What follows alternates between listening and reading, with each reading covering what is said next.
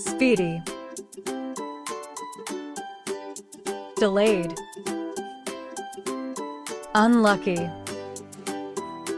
favorable, profusely,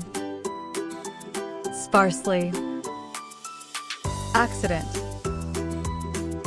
miracle, personally, publicly, constraint, liberate,